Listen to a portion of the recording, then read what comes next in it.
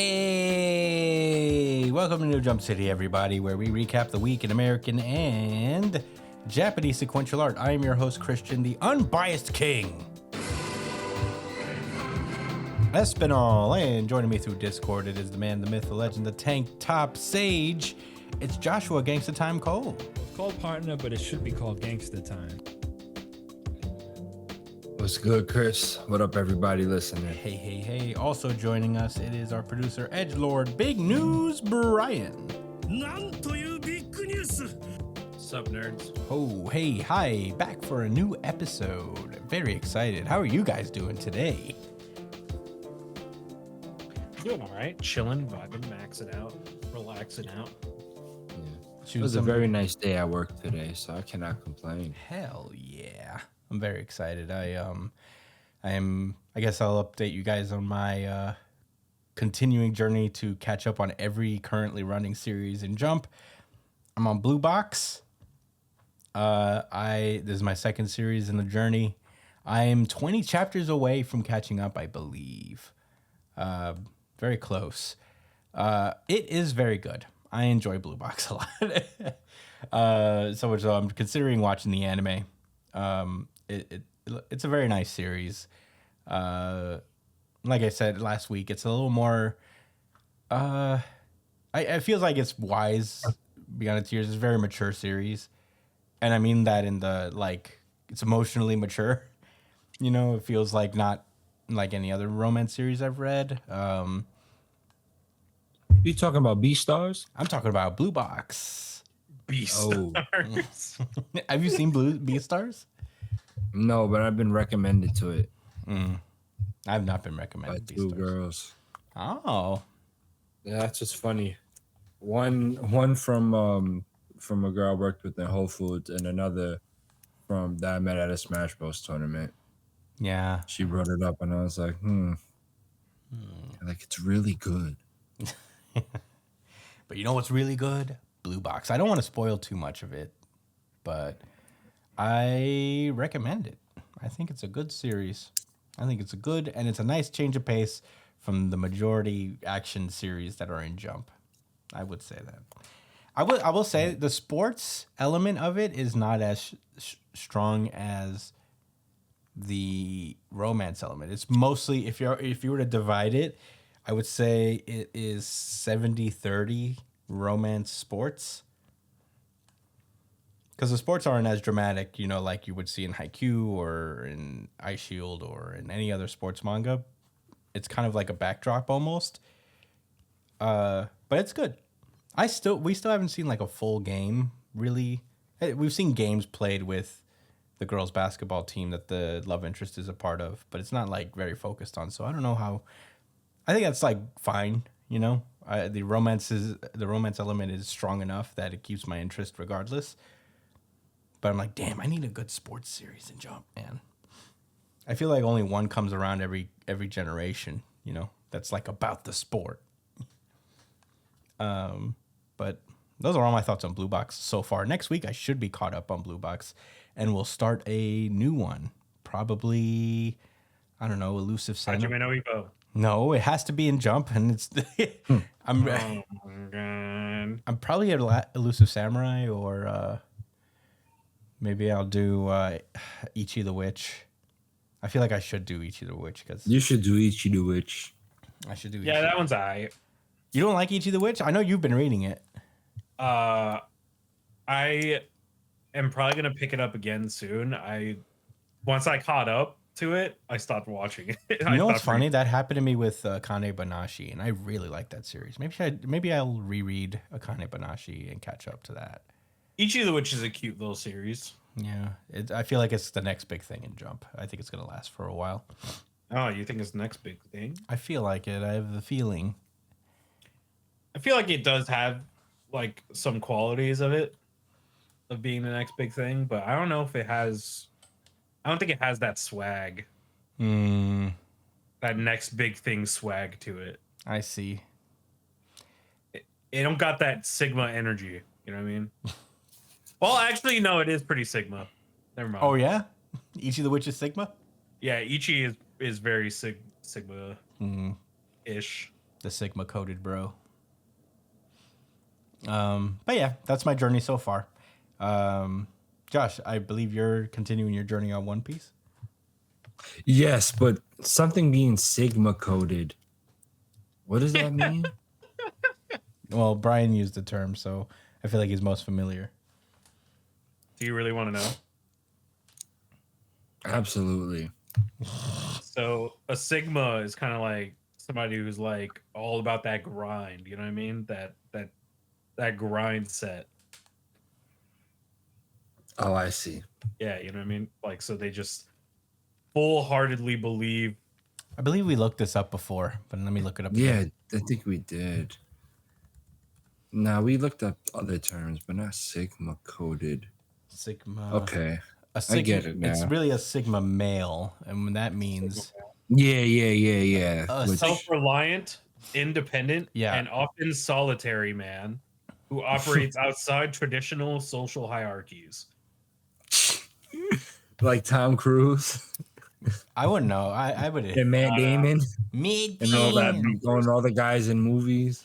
in No, action it's movies. not very. I will say, it does not have a positive connotation to it. No.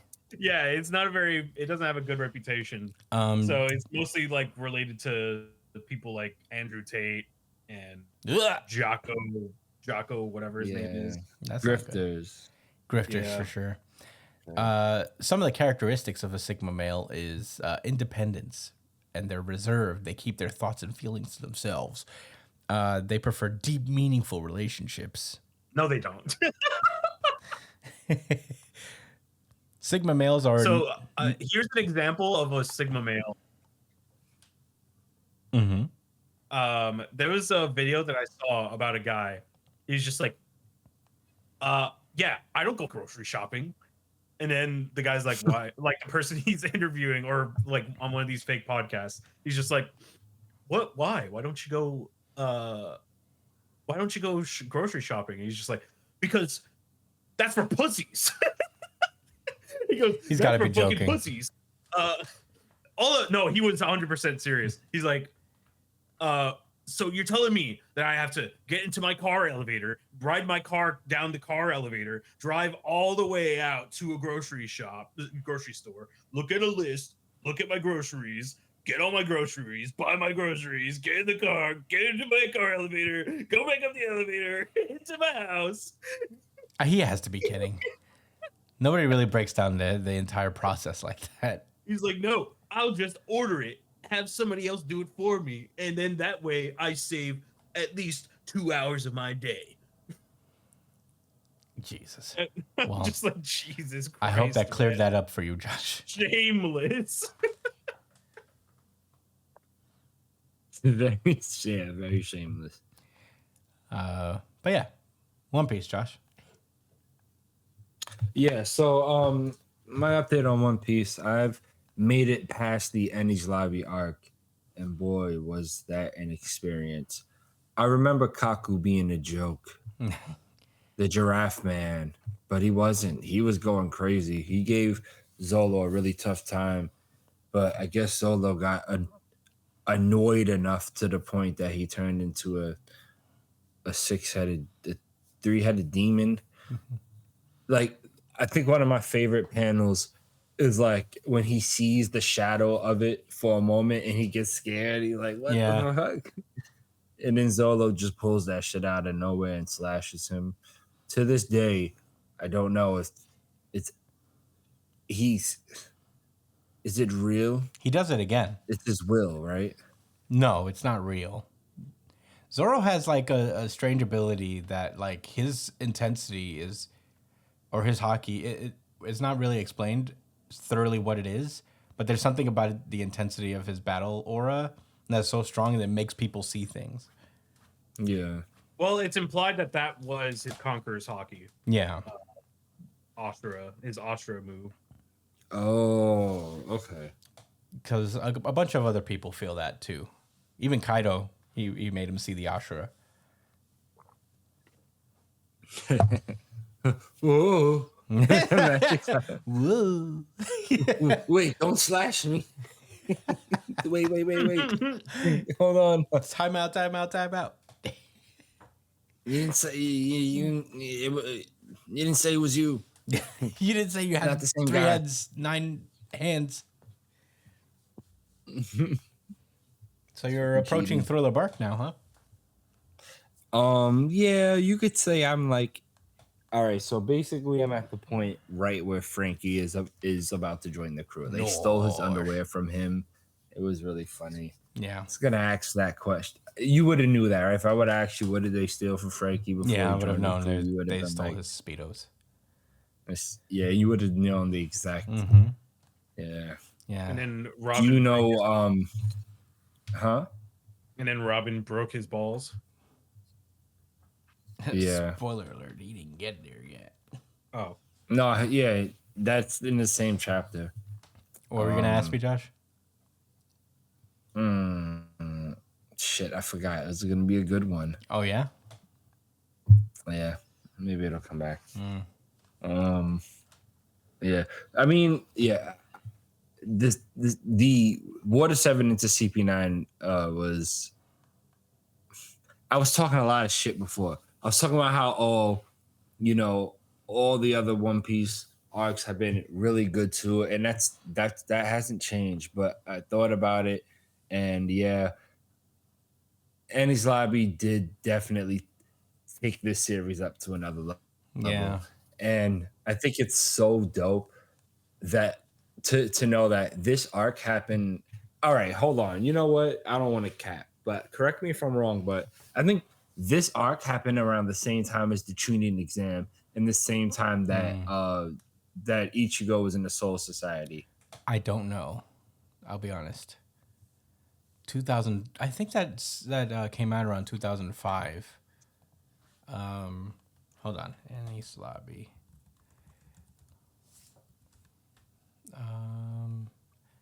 Let's just say chapter. I'm trying to find the I'm exact. gonna look up the Chunin exams. Yeah, because the tuning exams, it wouldn't be that far into Naruto's run. Naruto started, I believe, in '99.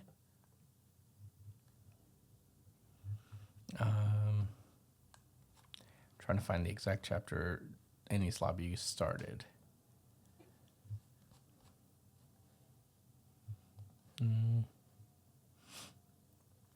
Oh, sorry, I found it. Okay, so Enies Lobby started in July of 2005. Naruto.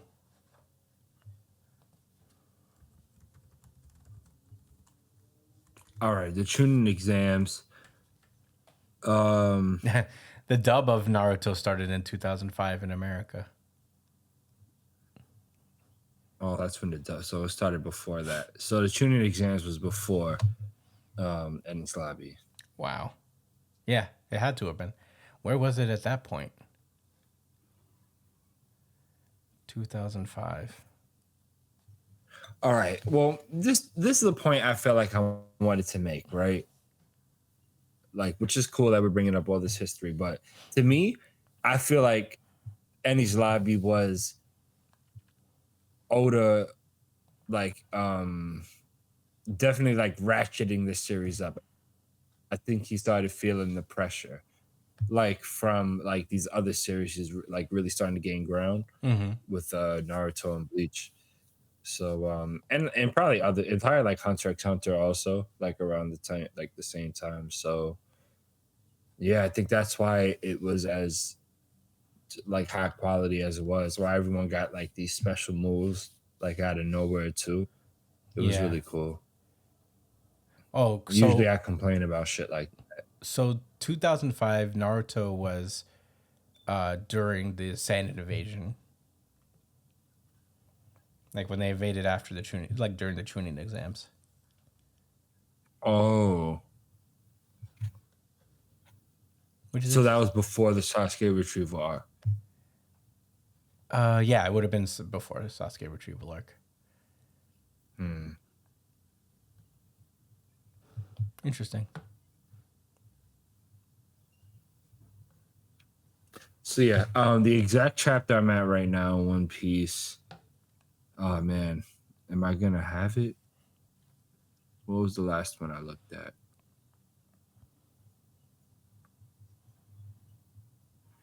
What the hell?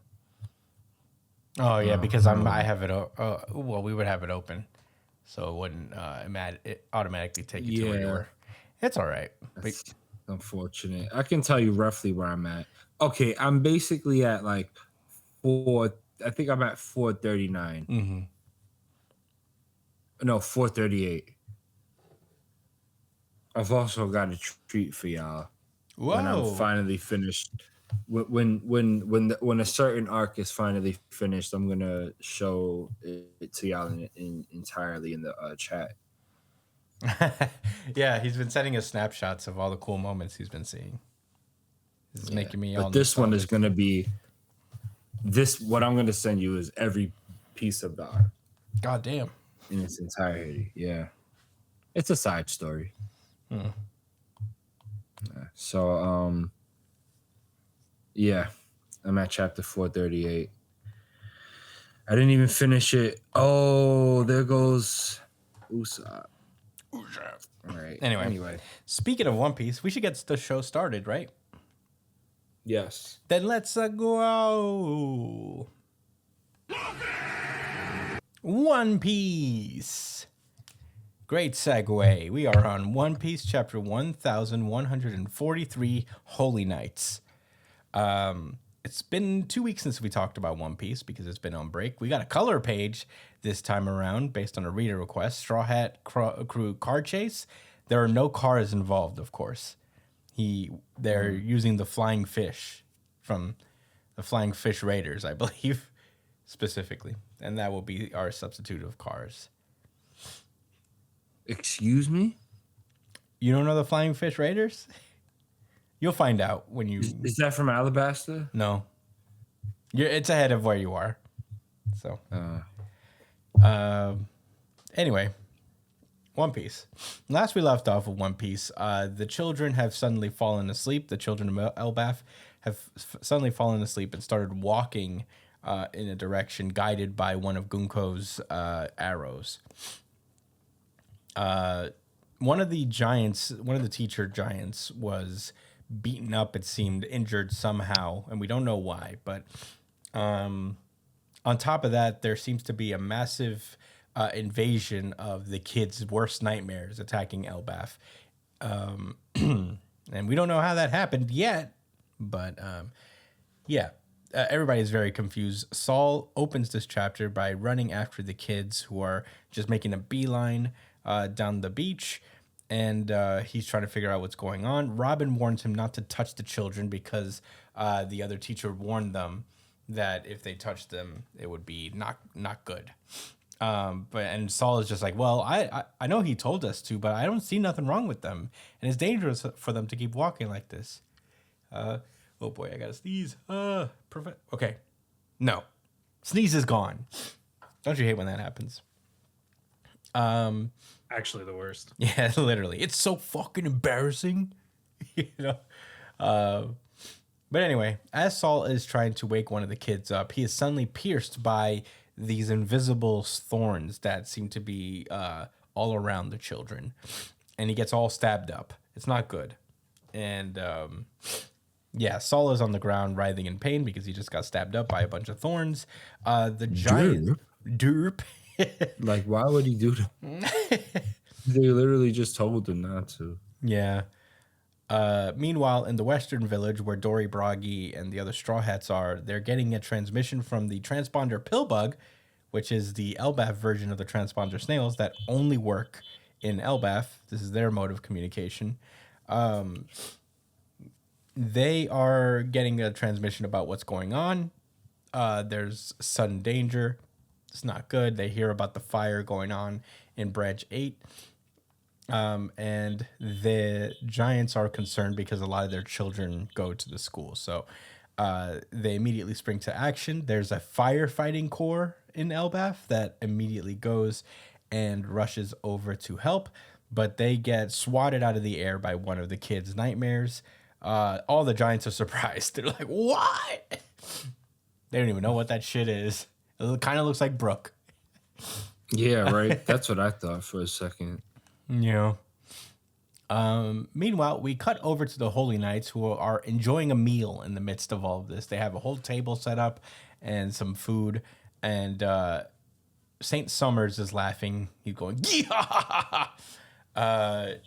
He's like, you see how shocked those giants were by those giants, by the thorns, and he's going on about how like it's really cool to kill people while they're feeling love, like about like there's a.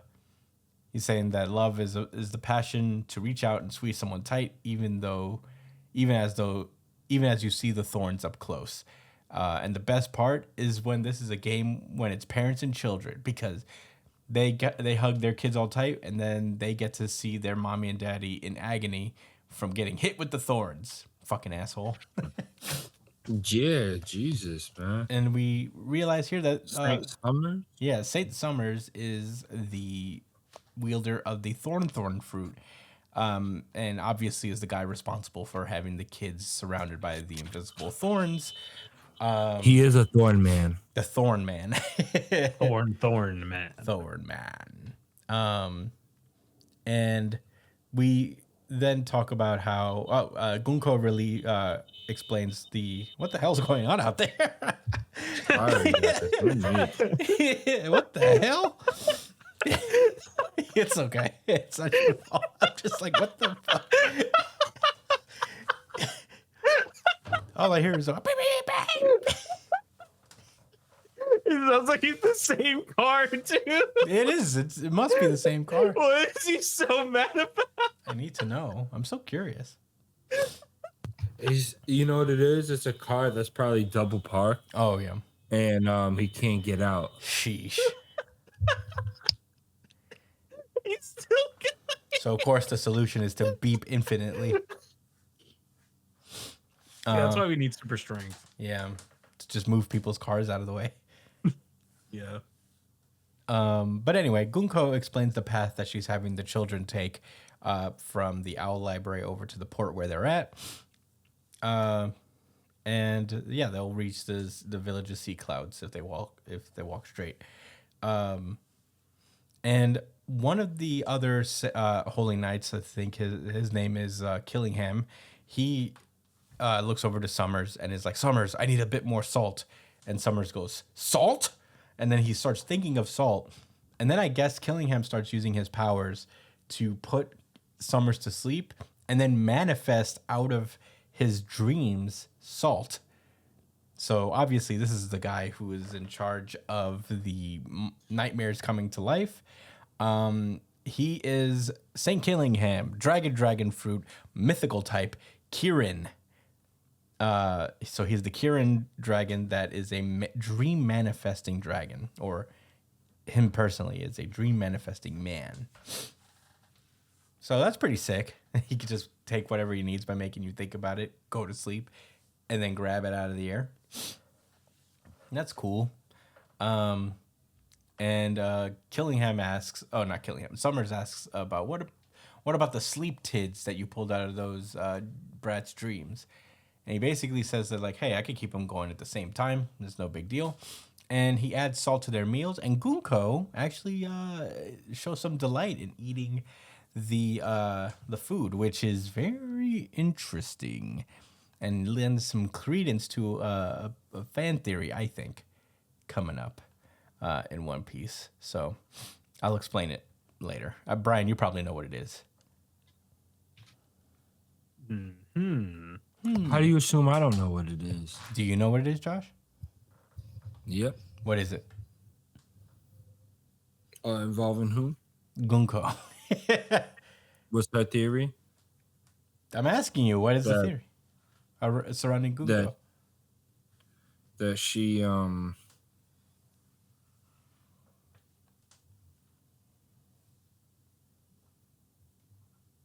He is in deep thought for audio listeners. You know, I don't have to fucking tell you guys. Oh, okay. I don't have to. I don't have to. You I'm don't not got nothing to forced prove. to tell you guys my thoughts. All right.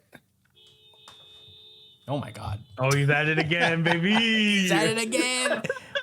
We back at it again.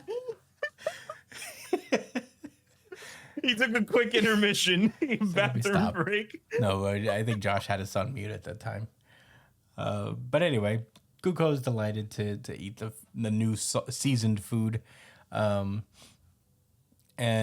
basically they keep talking about how like all they really got to do is take one of those and return to the Holy Land, and Summers is like, we've basically won already. It's too easy. This is a baby game for babies.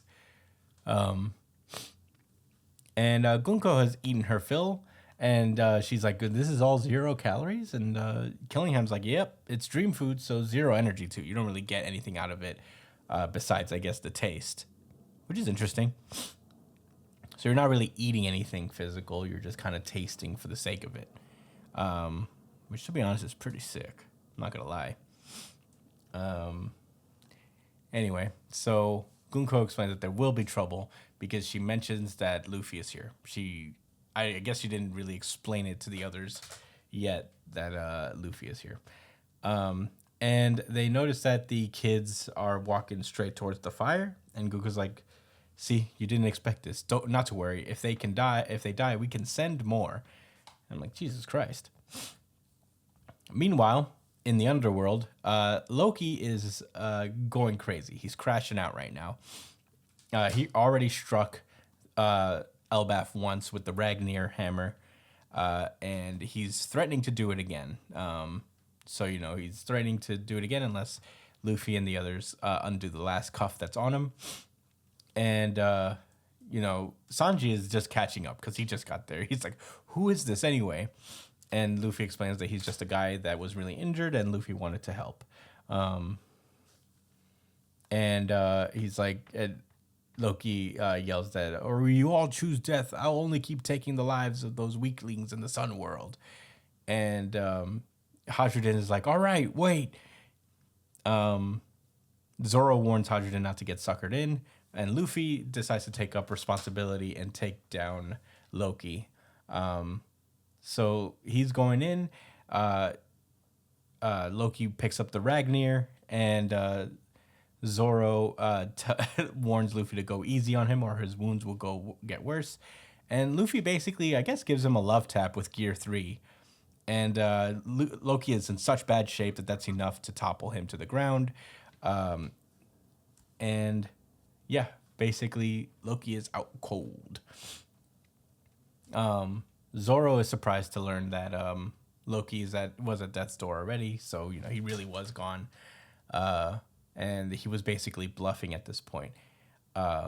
Zoro is like, well, it's up to you whether to heal him or to let him die. And Luffy is like, no, actually, I had business with Loki too, but I had to wait to see how bloody he was. I forget this guy's name. I know it starts with an R. I want to say Roto. He thinks to himself that it is true. Whoever attempted to kill Loki is a separate incident from his own crimes, and I think I may know who it was. But Luffy asks Hydrogen to help him out because he doesn't want to let him die, no matter who he is. And Gerd explains that it'll probably take months until he can fully recover. And if you really want to see him recover, then you shouldn't leave him in a place like this. But if he's taken to the villagers, it'll only lead for more calls to his execution. So, it's a bit of a rock and a hard place. And Luffy is sitting on one of Loki's horns that poke out of his helmet. And it turns out that these horns are attached to Loki. Luffy comments on them. He's like, whoa, I guess these horns turned out to be real.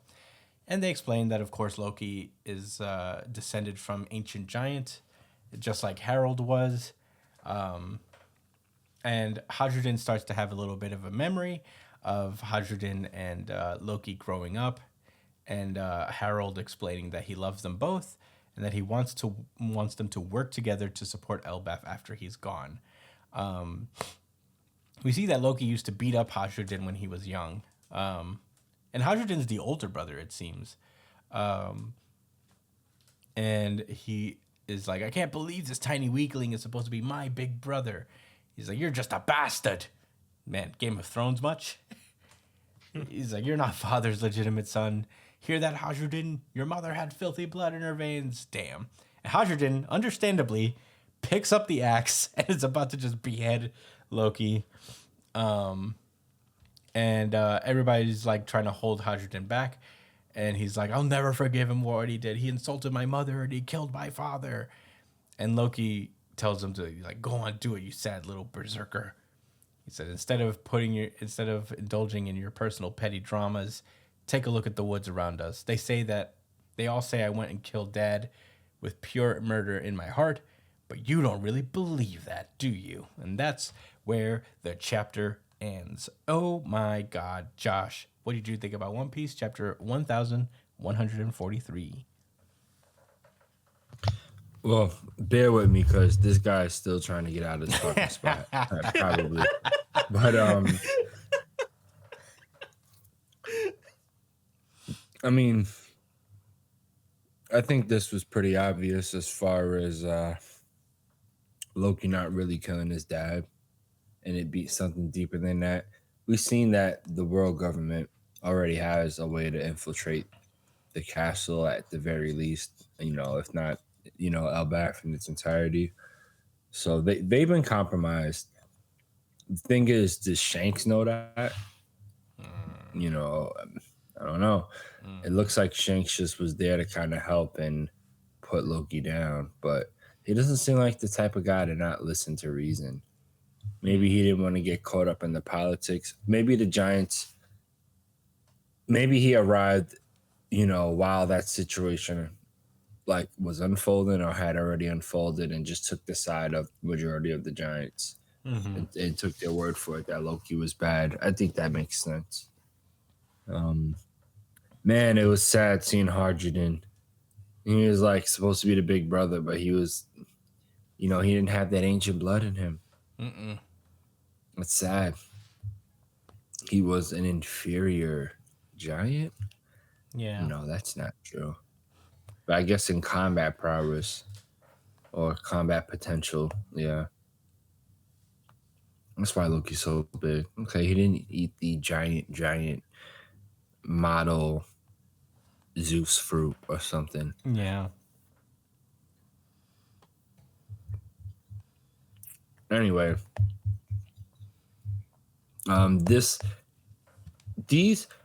feel like these past like maybe 2 or 3 chapters have been more of like build up. There's a lot. I'm having fun like learning about the new Royal Knights, especially this Dream Dragon guy. We were pretty much spot on about him having something to do with like dreams and shit. I don't know if he did something before, but him being able to manifest the salt right out of somebody's dream was hilarious. Did he force him to go to sleep? Yeah. The dragon? Yeah. He knocked him out? Yeah, I think he has the ability to get people to sleep and then pull their dreams out. Yeah, that's a tough guy to fight. That's a really tough guy to fight. I bet Brooke would turn him into dragon sushi. That would be cool. What's this theory about? Tell me what this. What's her name? Funko? Funko. Gunko. Gonko is theorized to be a clone of Kuma's girl. I forget her name. Ginny. Of Kuma's girlfriend? Yeah, Ginny. That she's theorized to be a clone of her. I think it's probably Which would be. Oh, I think it's probably more likely that she's actually her daughter. Because she did get married to a celestial dragon. So it's possible that they would have had children. And I wouldn't be surprised if Gunko is like a child of Ginny. Which would make her Bonnie's sister. And or the clone of Bonnie's mom.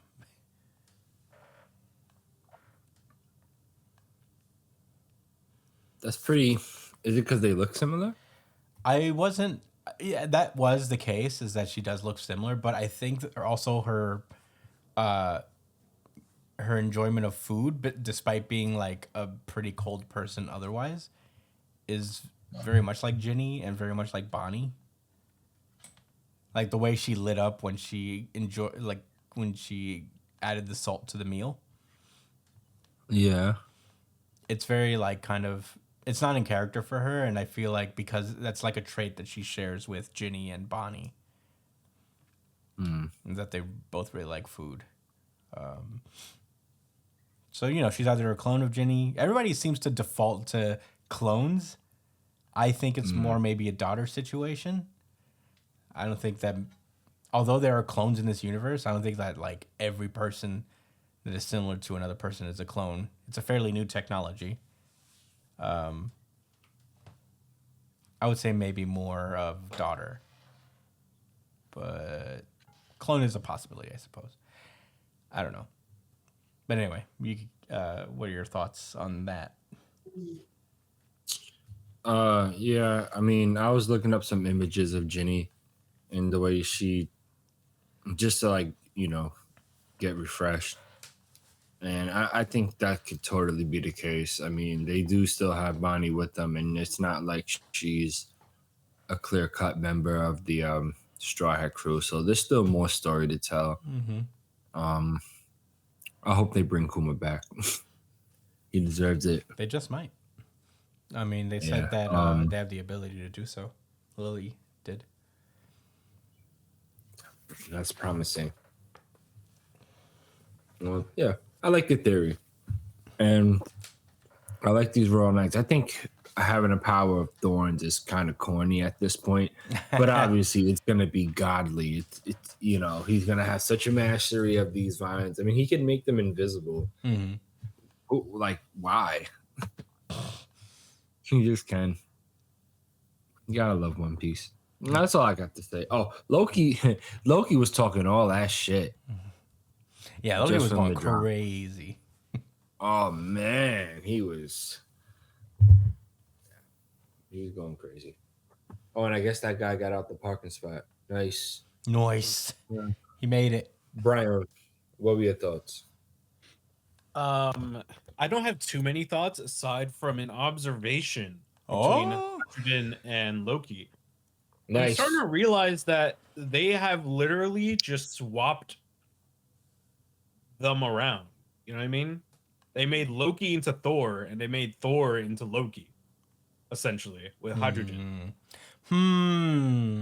That's interesting. That's a good point, Brian. Like Loki is in One Piece, Loki is the fucking promised son. He has a hammer that strikes with lightning. He's the physical specimen. You know what I mean? Yeah. And he's the full blood child. Unless he's lying. No, that seems to be the case. Everybody seems to know Hydrogen, and Hydrogen himself seems to acknowledge that that's the truth. Yeah, exactly. So like that means Hydrogen is the one, because Loki in like literally every other depiction of him is the half-blood between the two. No, you're right. I think that's a good observation. It's not an exact 1-to-1, but I think you have something there where Loki is kind of he's considered the pure blood, and Loki is in like traditional mythology kind of like a bastard, the least favored. But there's something here to that. I think that's true. I think it's an interesting reversal. Yeah, I wonder why Oda is choosing to tell the story this way. Which honestly, I'm not complaining. It's nice to see a fresh take on something like this, especially with Norse mythology, which always typically plays out the same way. Loki, the bad guy, the mischief, the liar, not very strong, and you got Giga Chad Thor coming in to save the day all the time. Yeah, I mean, but we do have that dynamic. We do have that dynamic, as the familial relation is reversed. So Loki is still kind of known as a charlatan, but Hadruden is kind of like the half breed, but still kind of not the half breed, the unpure blooded one, I guess. But I can't be the only one that still cannot trust anything Loki says. Like I still can't. I'm You not still think buying he's not the into good guy? anything. Yeah, I feel like there's still something going on just because of his name, right? Like just having his name be what it is, it automatically makes you feel like you cannot trust what he's saying or you can't buy into anything about him right now. Yeah. And I think that's by design. I think I think Oda does this he did this on purpose. Like he makes him seem like he's this big, super strong, super powerful guy, and then he names him Loki. And then you're like, okay, bro, what like what am I gonna do? Am I Yeah. gonna believe this? Or is this gonna be some like am I gonna be fooled at some point? Yeah. No, that's a cool. I mean, obviously, I'm sure Oda knew what he was doing by putting the connotation of Loki in our heads. That he is expecting us. It is kind of like a perfect misdirection in a sense, where we're not entirely sure if we can believe him because we know what traditionally Loki is and what he stands for. But that's what makes it perfect for subversion, you know? Yeah, and it keeps you guessing literally every time he's on screen or every time you hear something about him. It keeps you going like, is that really true though? Is this really Loki? Yeah, I'm still in the camp that Loki's a good guy. And I do think that he doesn't exactly deny that he killed his dad, but there is pure murder in his heart. I think that's what he specified, is that they all say I went and killed dad with pure murder in my heart. So, you know, I think he's not necessarily denying that he killed him, but he's probably going to make the case that he killed him for good reason. And the reason I think is that he was probably going to sell out the giants of the world government by becoming a holy knight or joining the world government in any shape or form. Oh, whatever he did. Shit's going down on this fucking island. Oh, yeah. But those are my thoughts. This was my really good chapter of the week. Ooh, yeah, Oh. I'll RGC it too. No? Okay. 2 RGCs. One for me, one for Brian. Certified RGC. Certified RGC. Certified RGC. I'll add one more for Brian. Certified RGC. Certified RGC. Certified RGC. I will say one more thing though before we move on. Yeah. God damn it, do I love Zoro and Luffy being like, you know, a duo. It's just so nice. You don't get to see it very often, but just having them be together for like a long time and interacting with each other, it's just so good. I love their fucking dynamic so much. It's easily my favorite thing whenever it comes around. Yeah. I love this chapter mostly because of the latter half involving Loki in them. I thought that was very fun. It was cool to get to know the Holy Knights a little bit more and get to know their powers, and that was super cool. But I really liked this last half, and I'm excited to see where it leads. On Zoro and Luffy's dynamic, I do feel like it's a little different this time around. Zoro is a lot more commandeering, I feel, in this particular section. Like, usually he is the voice of reason, and he does try to speak up and try to be kind of like an advisor to Luffy, but I feel he's very insistent lately. And he is very much putting himself out there a little more than he used to. Well, if you think about it, these two haven't really been around each other like this for this long in a very long time. Like, when was the last time that Zoro and Luffy were rolling around together for like a lot of the arc? Not really. Not in a long time like this, but I feel like this is definitely. I feel like something changed in Zoro after Wano and Egghead, and I think he is trying to take not trying to take the charge from Luffy, but just trying to have Luffy exercise with more caution. He's very not trusting of Loki, and you know, for obvious reasons. I don't think it's unfounded, but Zoro doesn't usually try to like how do I put this?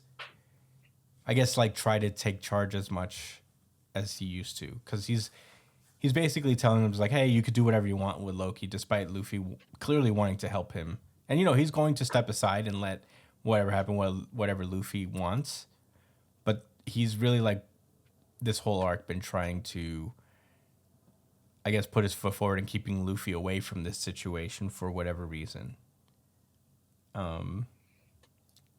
Which is particularly strange. It's a very subtle character thing that's going on here, and I don't think he's being domineering or trying to take any charge from Luffy. But I do think there is something going on within Zoro. There's like an internal, not struggle, but something's going on in that head of his. I think it'd be,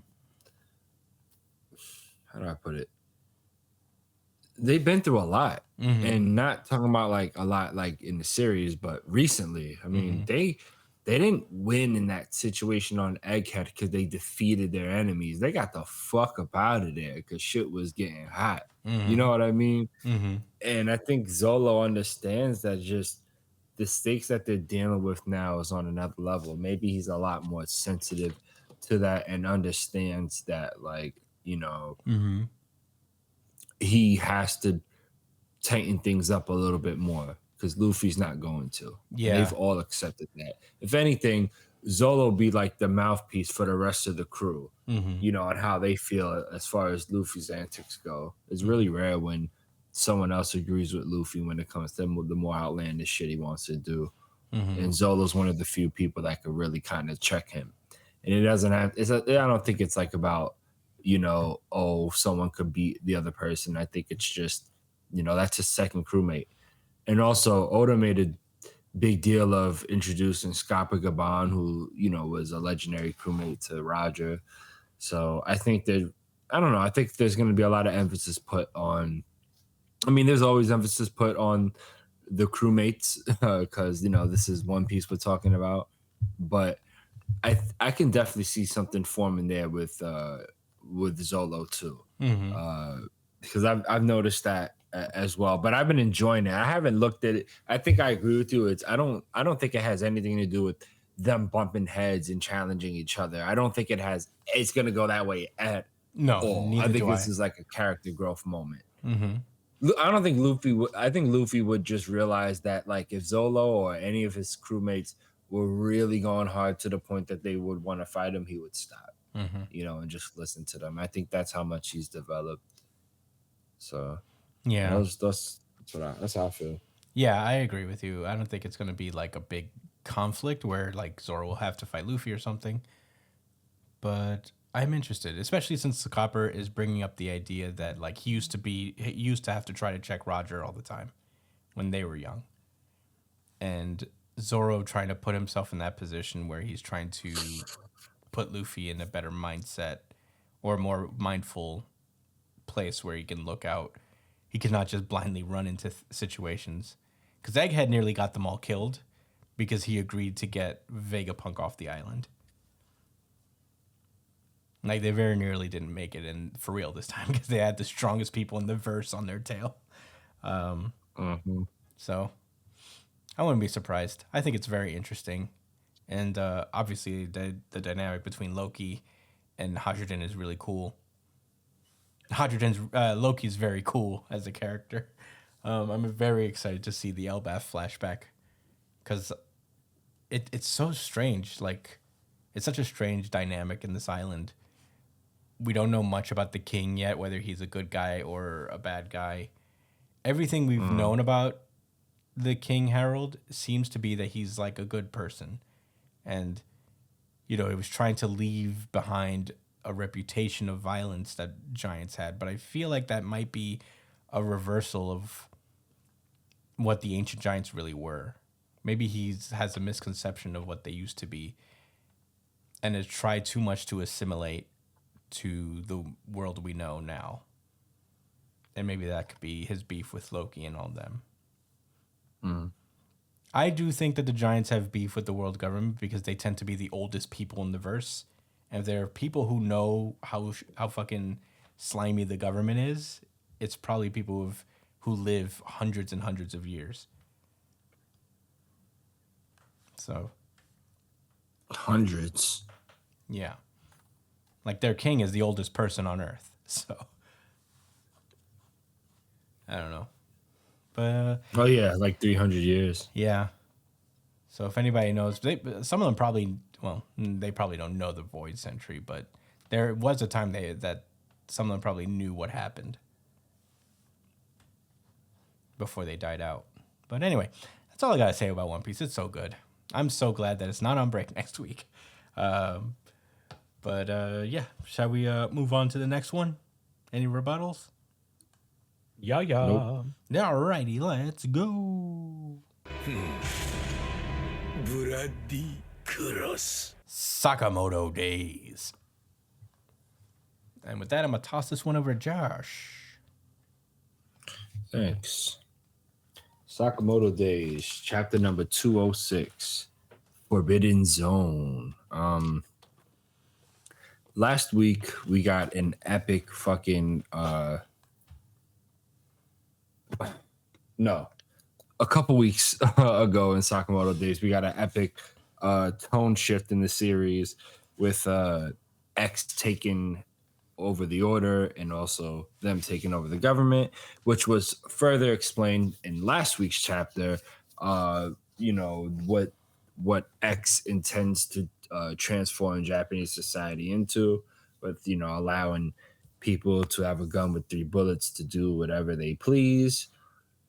Yeah, should be a real shit show. But this chapter begins with Sakamoto talking to Mr. Oki. That's I guess one of their former bosses from the JSA. He's a real prick.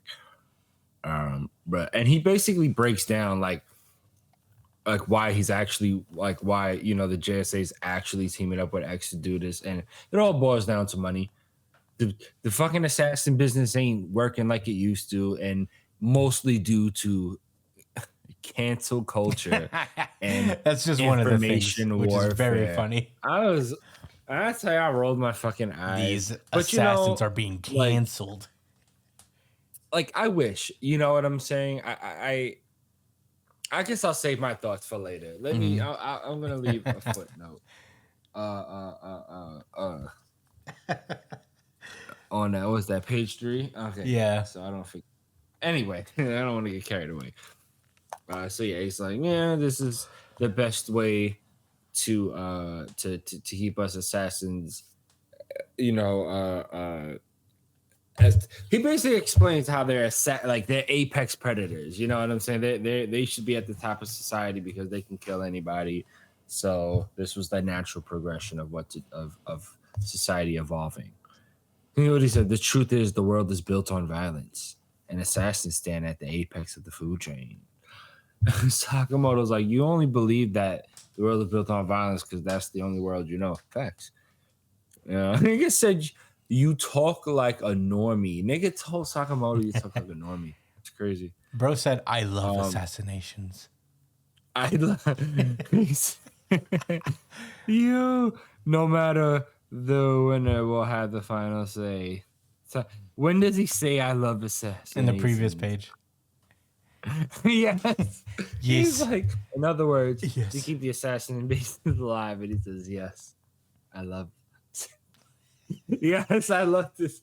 I love this part so much. I can't believe I overlooked it. But anyway, after that little discussion, he's like, chop, chop. Time to get to work. And the rest of the order members go to kill Sakamoto and the gang, minus the girl, whose name I forgot. The lady. I forget her name too, but yeah, because they just want to kidnap her. So Shin tells everybody to jump. They dodge the buzzsaw bride. Shin thinks, I could just pull up on her as long as I can limit her movement. She can't slice me up with that shit. And she just puts her hands on him and tosses him to the wall. Really fucking hard. I mean, I would have died right there personally. to give you an idea of how rough that was. The average person probably would. But yeah, he didn't realize how strong she was. And his strategy did not work at all. Hisuke gets pulled up on by the hammer guy, forget his name, but he's important. Forget that. And he's Shishiba. like, got something to say? Yeah. Oh, Shishiba, thank you. He's like, got something to say, Mashimo? And Shishiba's like, how can you side with X? What would he all say if he were alive? And he notices that Shishiba's like, so I think he's obviously like not really with the shits, but we Yeah. can talk about that later. And then damn, poor fucking hard boiled man. Bro, He's getting worked. he's getting. Like, Oh my god, guys! now I know why he was brought along with the crew. It was to be pure fodder for this new order member, the musician. I mean, he just gets whacked with the fucking with a guitar. Do the same wall that Shin do the same wall that Shin got hit into. And then I guess the guy pulls up to Hardboil's body and starts like shanking his midsection, He's like his strumming him torso, like a guitar. strumming, yes, thank you. He's strumming his stomach like a guitar as it's he's cutting him up. He's like, oh, and then the guy says, crappy sound quality. What an the asshole. Sakamoto's like looking at all of the horror going on, like, god damn, as the Sandblaster dude pulls up. He thinks he's hot shit because he beat Sakamoto before. We'll see about that. So Sakamoto dodges and kicks him in the fucking face really easy, sends him up. And then Mr. Oki starts talking to Sandblaster Man. He's like, oh, so Sakamoto's going to put up a little fight. And then Sandblaster's like, oh, those guys don't even count, man. You should tack a bonus on mine. And Oki's like, oh, don't pretend this is hard just to haggle with me. Do your job. And the guy's like, oh, Tourist. busted. I guess I got to really try. Oh, these are the best moments of New Jump City. I mean, we live for this trope probably more than. Is there another trope we live for better than this? I don't think so. I think that No, maybe right? the whole don't tell him. Oh, that's good too, but I think it doesn't invoke the same emotion out of me. I think the second New Jump City favorite is the know-it-all villain. The Aizen. Yeah, the Like the Aizen type. plans. Yeah. This is my favorite, but my personal second favorite is the we shouldn't say that yet. Don't use that technique. I think my third favorite is the evil crew that hates each other Oh yeah. when they're introduced, and that's how we're supposed to know, like, if they're a big deal, like, oh man, like they're power scaling each other just by arguing, because one guy's super duper strong. Yeah. So if this other person's arguing with that person, calling him a shithead and ready to fight him, that means he's not scared, which means he's also that strong. But you know what I'm saying? But the You strongest see how one, they do it? the strongest one always goes like, "Shut up, all of you," Yeah. and they all go like, "Ugh." Whatever. I was done talking anyway. Shonen. Oh, we love tropes. We love tropes shonen that tropes do. here, dude. Anyway, so yeah, Sandblaster, back to Sakamoto Days, is gonna start trying a little bit harder. And Sakamoto talks to Oki. He's like, yo, let's take this elsewhere. We're putting bystanders in danger here. And he's like, Sakamoto, you don't get it. Everyone's fodder now. You know what I'm saying? He said, that's There are no significant- bystanders anymore. Yeah. The killing of bystander. Yeah, right. Like, it's okay. Do you not understand? Like, do you understand now? It means your wife is in danger. As we cut to AOE. Aoi. Ao? I don't know how to pronounce that. Owie. I think it's to be Aoi. Help me. Aoi. Aoi? Aoi. Okay. Yeah, Aoi and the Chinese girl whose name I forgot because I haven't seen her in 12 years. I'm trying to remember her name too. It's Shit. talking to the lady. You don't remember, Chris. You lose. I don't remember. I lose. So that's yeah, it's okay. It's all right. It's not your series. It's not your That's bag. not it. We all lose. Don't worry about it. Anyway, somebody walked in the shop and they blow up. And actually, Oki was showing Sakamoto that on his phone. Whoa! When I see that, I was like, when I seen the explosion, I was like, oh man, Sakamoto's gonna be pissed when he finds out about this. And then he was literally being shown it. Whoa! Wow, that was nice. Nice page by page. See, these guys they know people are reading this shit on their phones, man. They know it. And he's like, away? We? As Mr. Oki's like, it's been 3 minutes. What the fuck are you guys doing? And Oki goes to stab Sakamoto in the throat. And out of nowhere, somebody comes to save him. That somebody whose name I don't forget. However, somebody else pulls up on Mr. Oki. He's like, don't move.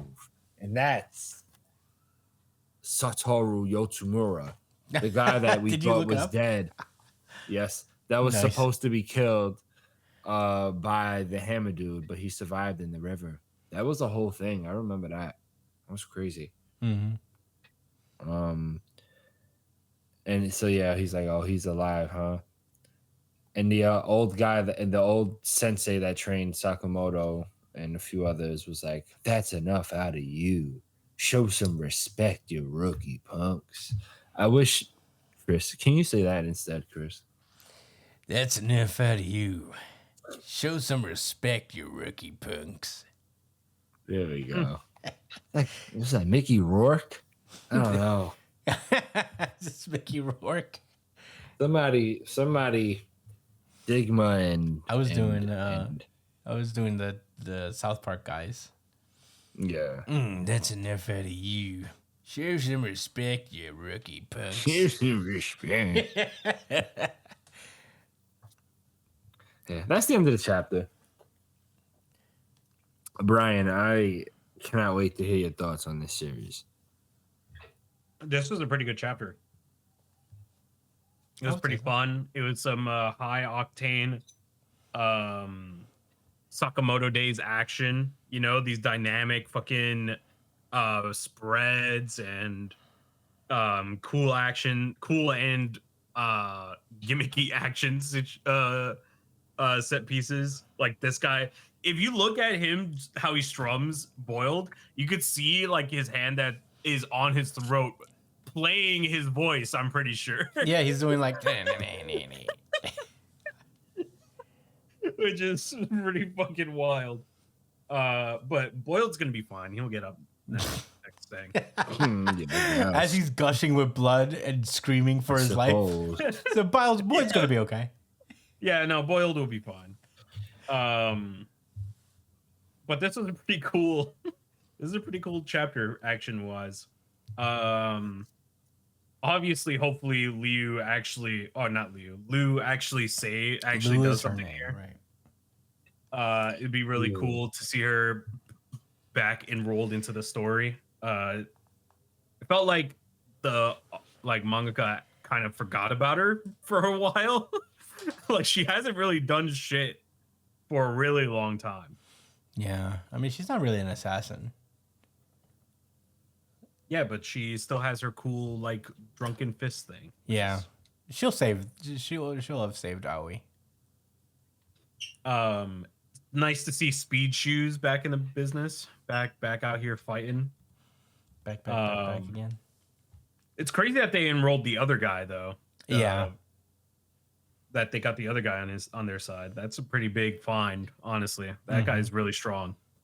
Easily order level. So they have a big squad here. I wonder how it's gonna unfold. But yeah, those are my thoughts. Pretty fire chapter. Ooh yeah. This is a very close second place for me. I know last week I had some reservations, I guess, about the way the Sakamoto story was going, but you know what, this really helped me get back into it. This is what I really like Sakamoto Days for. It's just like the fun, crazy action. and the story is kind of just a backdrop for this to happen. I think Boiled getting Strum like this is I don't know about you guys, but I think it's ass whooping of the week material. Yeah, definitely. 100%.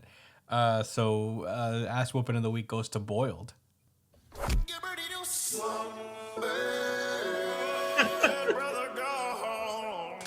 That was straight disrespect. I mean, someone else got their ass beat in the next series, but this was severe. Rough. Boyle didn't even have a chance. He had a Bluno moment. We were talking about this. He literally didn't know what was going on. He got whacked by a guitar, got punched several times, and then he was trying to dodge too and still got caught. That's what's so funny. He got picked up but as a grown man, got picked up, and someone strummed him like a guitar while playing, like finger doing this to his throat like this, like trying to legit play him like a guitar. It's true humiliation.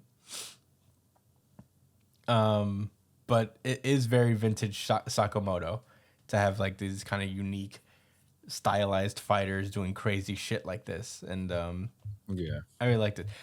My favorite part is just Sakamoto right after is like, damn, we're getting our ass whooped. But not Mito, Yeah. and kicking Torres in the face. Right, not me. Could it be me? Yeah, he's like peering over like, this ain't looking good. Did Boyle just get strummed like a guitar? God damn. Yeah. Oh, this is my team. That's exactly. He's He's thinking like, oh no. oh my God. Yeah. Right here. I don't know if Oh shit. yeah. It's not adjusting. I'll put it on the screen. I'll edit it in right here so you guys can see. But yeah, this was a very fun chapter. But not me though. I'm Nope. kicking you in the face. You're not gonna catch me like that, Torres. Yeah, I don't know what the fuck you thought this was. That's why Torres was like, bro, I need to like a bonus because This guy. he's capping. That nigga was trying hard. He did not think he was about to get kicked in the face like that. Definitely not. Lying ass. But I am excited to see how this progresses, especially with our next favorite trope coming on here. Two older guys who are supposedly super duper strong are about to show off how cool they are. Yeah, two old guys. And one of them may die. One or both may die in this battle.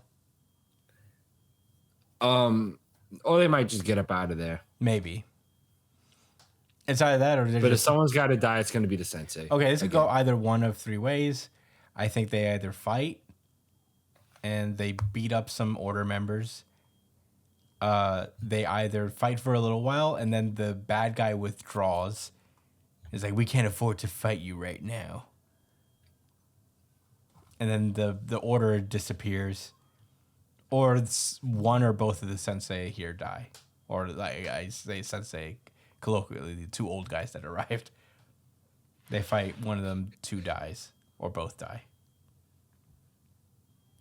That is the road of the trope. Yeah. Yeah, this is the fork in the road. You know, I thought a trope was I thought I was on the right side of a trope until I was wrong, Burgundy. Well, I gave you three possibilities. It's highly unlikely that all three of them are wrong.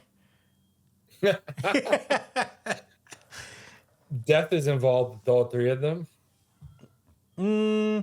No. Death is involved in one of them. Oh. The other two are like... All right, man, nah, you don't get to cast this wide net. It's fine. That's We'll fair. let this go. I won't let it go. What if I choose one? I mean, that's all on you, bro. I'm a little gambling addict right now. I'm here to gamble. Is that so? You shouldn't, bro. I'll tell you this. If you are going to gamble, you should gamble on yourself. I am too. And I guess this is kind of gambling on yourself. I'm 2-0. Do I want to endanger that right now? Because Nah. I will take you up on it. Nah, I'll hold it. Because I will say that I think neither of them dies. I'll hold it. I'll hold it for now. I want to save it for a theory I'm more strong about. This could go one of three ways. I know the very many possibilities that this could go. Is there such thing as a safe gambler, or is that an oxymoron? That's an oxymoron, probably. There's no safe gambling. Yeah. But anyway, those are my thoughts on Sakamoto Days. Does anybody else have any rebuttals? Yeah, I have a couple thoughts real quick before we wrap this up. So yes, this was my favorite chapter, and I just really Oh, your RGC? I think I'm. Huh? Is this your RGC? Yeah, it's my RGC. Certified RGC. Certified RGC. Yes, sir. Yes, sir. I love this fucking chapter. And the reason I loved it, aside from the art being really good and on the closest of Mr. Oki, they were intense, especially when he said, I love assassin. Anyway, yeah, I like how the stakes were raised. Obviously, AOA is not dead yet. No. I mean, I hope not. That would be fucking crazy. Yeah. But, like, it kind of, I think I was sold on the fact that, like, all right, it's going to be a war zone. You know what I'm saying? Like, everyone's going to have to, like, be ready to fight. Like, I can buy into that and see, like, what type of interesting story they want to tell moving forward. In my eyes, this opens up like a clear way to see more people like fight and develop their skills and stuff. So I'm down for that. Mhm. But, Sakamoto to me was never supposed to be super, like, not supposed to be, but I never really enjoyed it for its story. That was always just a bonus. So as long as the action keeps flowing, and this seems like a real nice catalyst for it, I'm down. Yeah, Mr. Oki's a fucking shithead. But let me tell you this, man. He said, Oh, right. I forgot about this. No. all right, so I wanted to get on when he was talking about, he said, with the rising legal alternatives to assassinations, including information warfare, cancel culture, and the proliferation of fake news, would-be assassination clients are simply leveraging societal ostracism instead. And you know what I said before? Oh, if only it was that easy. So let me explain what I mean by that, right? Cancel culture is both a real thing and a fake thing, okay? It's real in the sense that, people actually have a platform. And when I say people, I mean like regular folks like us have a platform digitally where our voices can be heard. And there's so much of us online that if enough of us, feel a way about something, that can change, like reality, And I don't think that's an inherently bad thing. I don't think it's a good or bad thing. Mhm. It's just, another tool, like Yeah. another way that people's opinions get out there and how we can influence society that in ways we haven't before.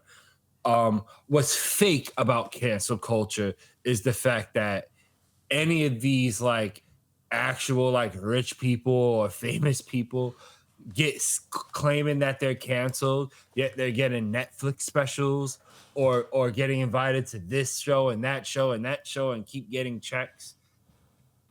They're not getting canceled. All right. And that's what I mean by like, oh, I wish it was that simple. Because there's a lot of people in power that I wish we could just fucking bully Yeah. out of their positions in seats via like Twitter or something like that. But that's not how it works because they have money. And without getting into I guess government and all of that, but like that's why I just like to be really clear about that. Like I think it's a good, personally, in my opinion, I think it's a good thing that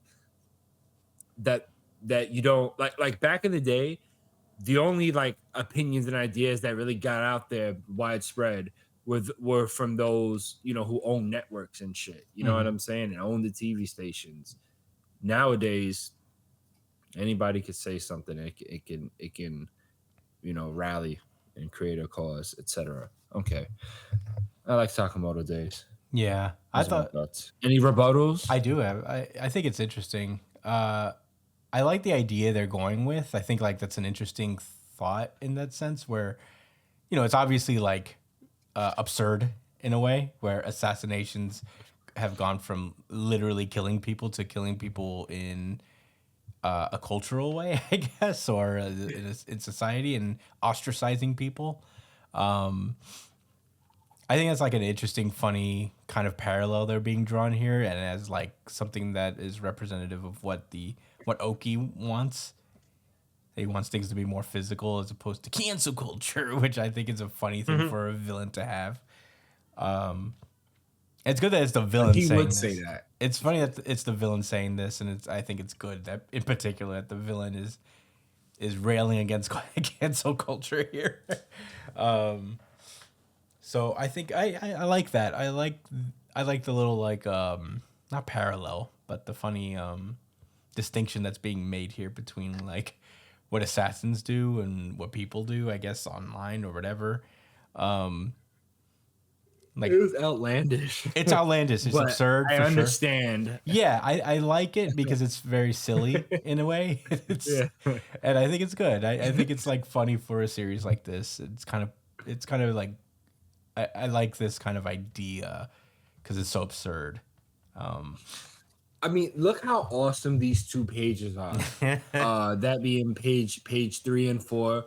How it goes from him, like you see that super detail. Oh, you can't see, Yeah, I but it's can't the see, super but yeah. detailed, like looking up, Yeah, like towards him. yeah, Right, as he's saying, in a nation in which violence is no longer the optimal solution, X's are key to destroying the illusion of law and order, et cetera, right? yeah. And then on the next page, Sakamoto just like, in other words, to keep the assassination business alive. And that's when he's like, yes, I love assassination. Like he's so bare and playing to see like, what the heck? Yeah, I just want to do it because I like it. yeah, he only respects like physical power as opposed to just like this societal or this intangible thing that we call like cancel culture or just like fake news of information warfare.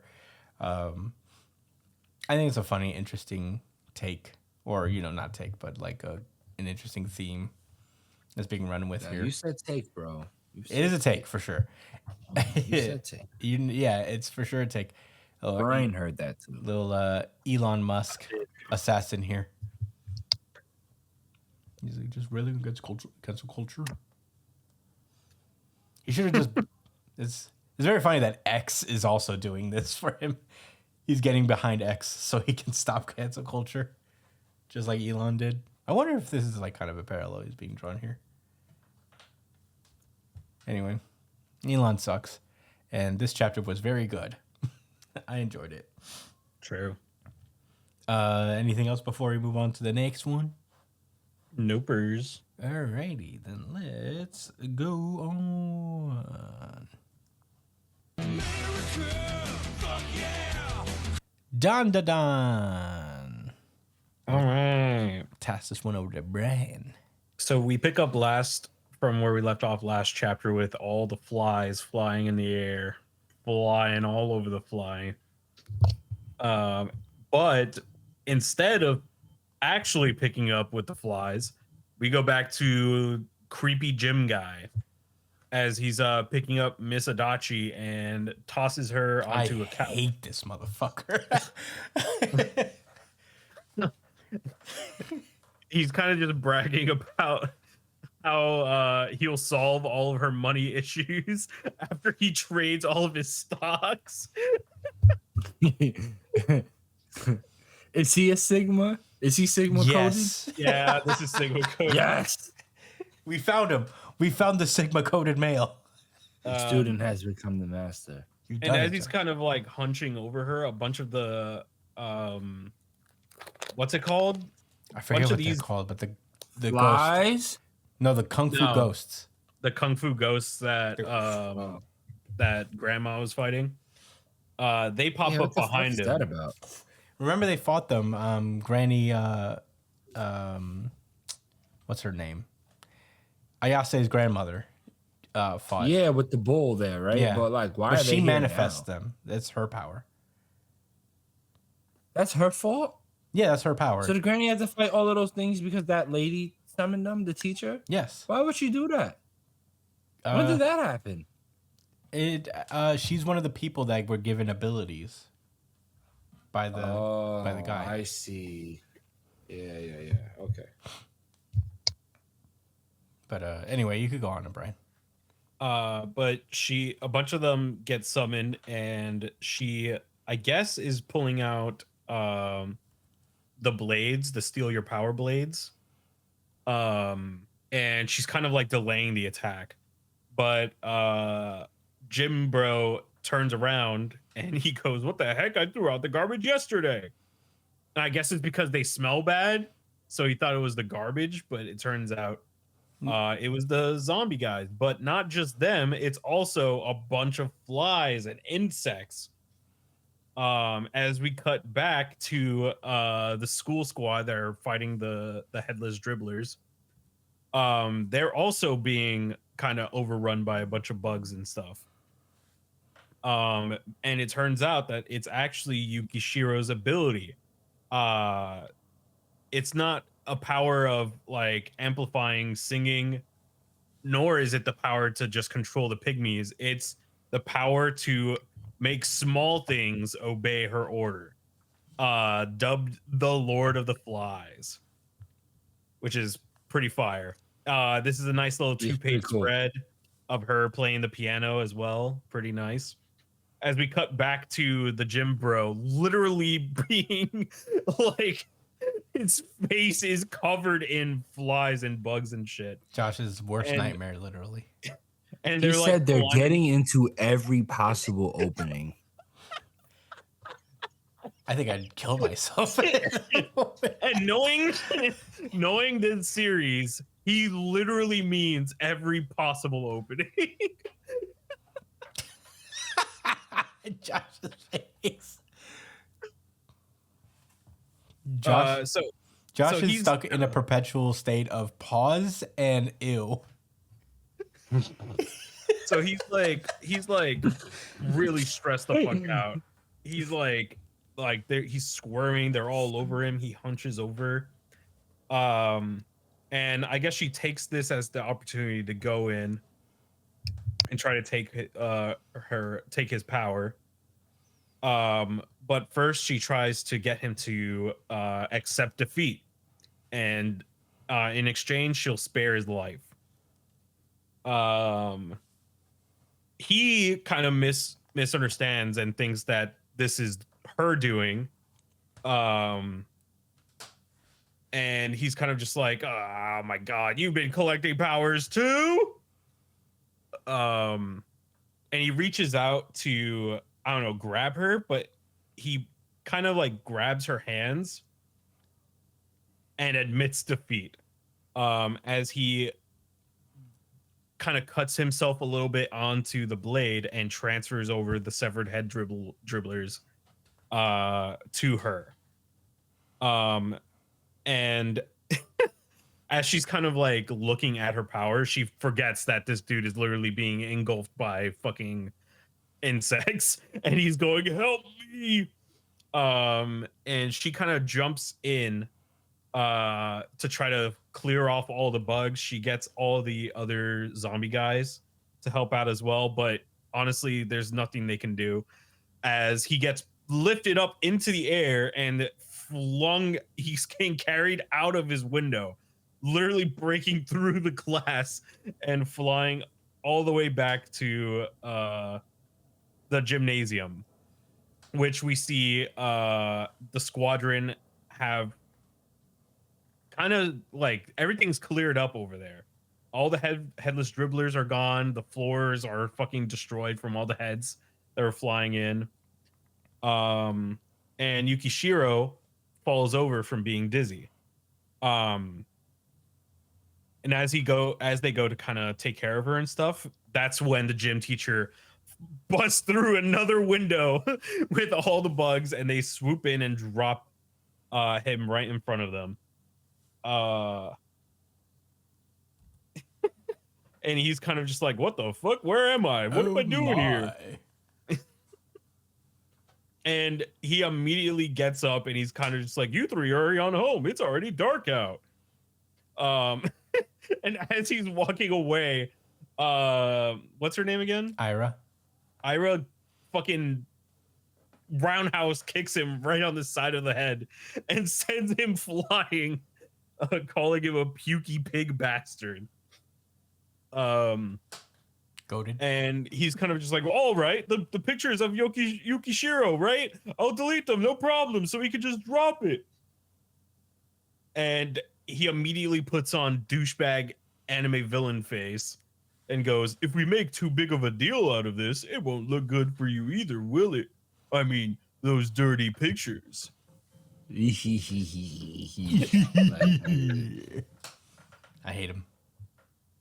Wow, he gets kicked again right in the fucking Yeah, same exactly. spot. And the next page, another 2-page spread of her fucking doing a jumping kick. And as she says, you've got it all wrong. What we want to hear is more along the lines of, I'll be off to the pen now, the pig pen. Oh!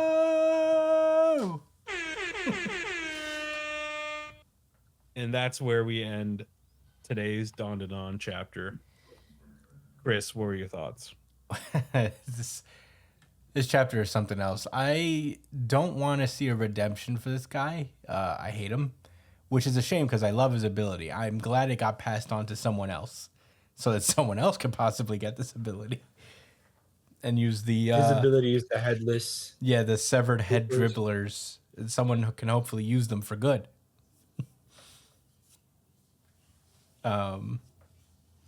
But man, I like this chapter of Dandadan. It was pretty good. I'm interested.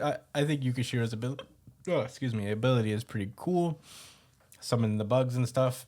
He explains why the pygmies are so into her and stuff. She controls small things. The bugs are excessive. I know Josh hates it. Don't care for it. No. But yeah, I like this a lot. I think these ghost things that Adachi can summon are so swagged out. They're really cool. I love their design.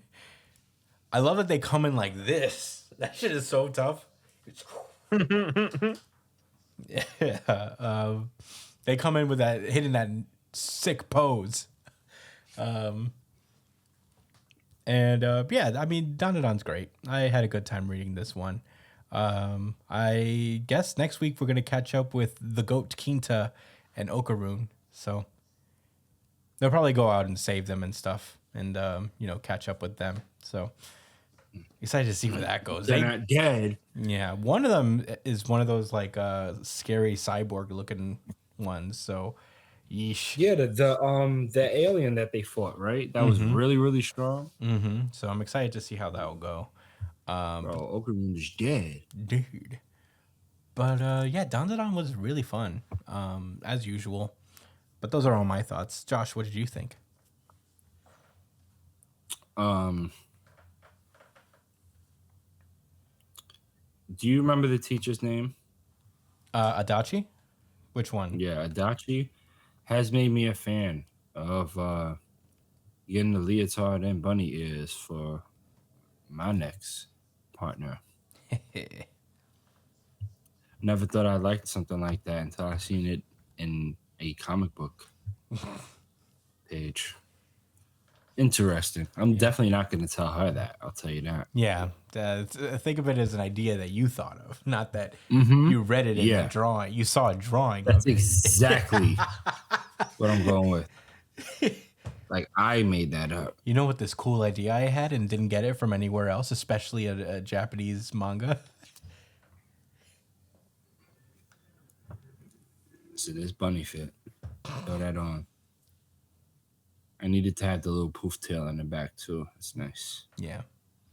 I mean, yeah, fun. It was a really fun chapter. This guy needed to get his head kicked. You notice how the first kick went straight to his temple up here? Yep. It's nice. Rattled his brain around for sure. Did serious damage in the moment and almost certainly in the long term as well. Probably as much damage as 6 seasons of playing in the NFL as a running back or a linebacker.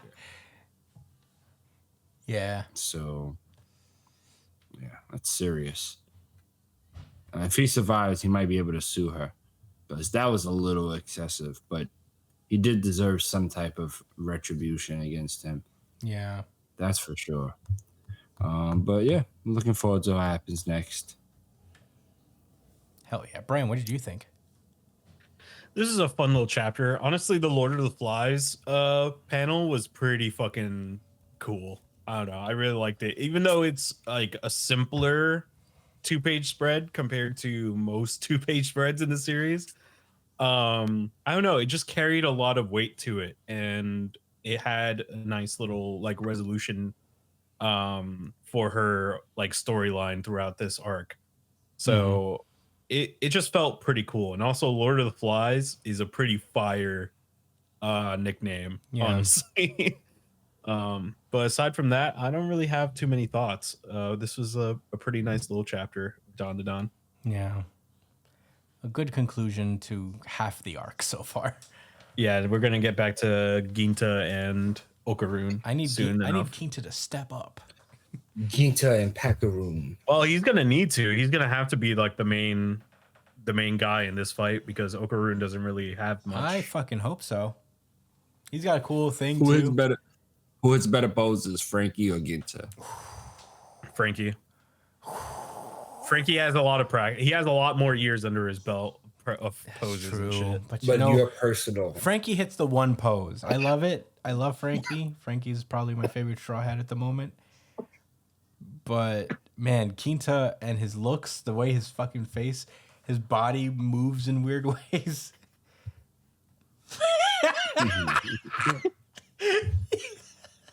That was really good.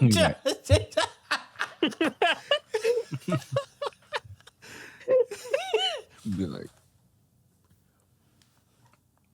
yeah. I love that one.